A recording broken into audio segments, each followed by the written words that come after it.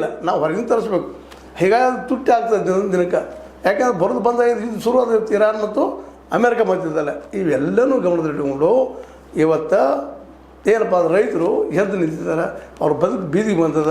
At least ನಮ್ಗೆ ನೀರು ಕೊಡ್ರಪ್ಪ, ನಾವು ನೀರು ಕೊಡೋದು ಅದು ಬರ್ತೀವಿ, ನಮ್ಮ ದನಕರುಗಳಿಗೆ ನೀರೆಲ್ಲ ಹಾಕಿ ಕುಡಿಸಿ ನಾವೊಂದು ಸಂಘ ಬರ್ತೀವಿ ಅಂತ ನೆಲಗಟ್ಟಿನಲ್ಲೇ ಹೋರಾಟ ಮಾಡ್ತಾಯಿದ್ದಾರೆ.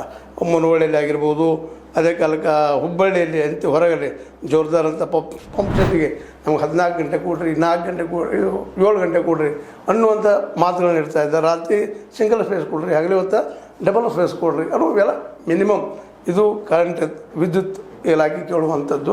ಇನ್ನು ತುಂಗಭದ್ರಾ ನದಿ ಆಗಿರ್ಬೋದು, ಕೃಷ್ಣ ಆಗಿರ್ಬೋದು, ಕೃಷ್ಣಾ ನದಿಗೂ ಹೂಳು ಬಿದ್ದದ್ರಿ. ಎಲ್ಲ ಡ್ಯಾಮ್ಗಳಿಗೂ ಹೂಳು ಬಿದ್ದಾವೆ. ಘಟಪ್ರಭಾ ಡ್ಯಾಮ್ಗೇನು ಅಲ್ಲಿಯೂ ಹೂಳದ. ಎಲ್ಲ ಡ್ಯಾಮ್ಗಳಿಗೆ, ಕರ್ನಾಟಕದ ಎಲ್ಲ ಡ್ಯಾಮ್ಗಳು ಅಷ್ಟೇ ಅಲ್ಲ, ಇಡೀ ಇಂಡಿಯಾದ ಎಲ್ಲ ಡ್ಯಾಮ್ಗಳಿಗೂ ಹೂಳು ತುಂಬಿದ್ದಾವೆ. ಆ ಹೂಳು ತೆಗೆಸಿದ್ರೆ ಎಷ್ಟೋ ಬೇಕಷ್ಟು ನೀರು ಸಂಗ್ರಹ ಆಗಿ ಸುತ್ತಮುತ್ತಲು ಇನ್ನೂ ಸಾವಿರಾರು ಲಕ್ಷಾವಧಿ ಎಕರೆ ಭೂಮಿಗಳು ನೀರು ಆಗುವಂಥ ಎಲ್ಲ ಅನುಕೂಲಗಳಿದ್ದಾವೆ. ಅದನ್ನು ಇಷ್ಟರೊಳಗೆ ಮಾಡಬೇಕಾಗಿತ್ತು, ಮಾಡಿಲ್ಲ ಅನ್ನೋ ಒಂದು ಏನಪ್ಪ ಅಂದ್ರೆ ನೋವು ಎಲ್ಲರಿಗೂ ಅದು. ಆ ದಿಶೆಯಲ್ಲೇ ಸಮಸ್ಯೆ ಉದ್ಭವ ಆಗಿದ್ದರಿಂದಾಗಿ ಅಲ್ಲಲ್ಲೇ ಸ್ಟ್ರೈಕ್ ಶುರುವಾಗಿಬಿಟ್ಟಿದ್ದಾವೆ.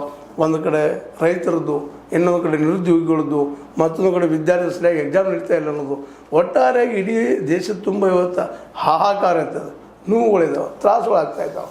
ಇದಕ್ಕೆಲ್ಲ ಉತ್ತರ ಏನು ಅನ್ನುವಂಥದ್ದು ಇವತ್ತು ದೊಡ್ಡ ಸಮಸ್ಯೆ ಆಗ್ಯದ.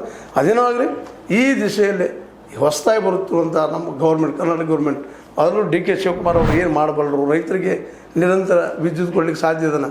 ಹಗಲಿ 7 ತಾಸು, ರಾತ್ರಿ ಅಷ್ಟ ಸಿಂಗಲ್ ಫೇಸ, ಅದೇ ಕಾಲಕ್ಕೆ ಉಳಿದ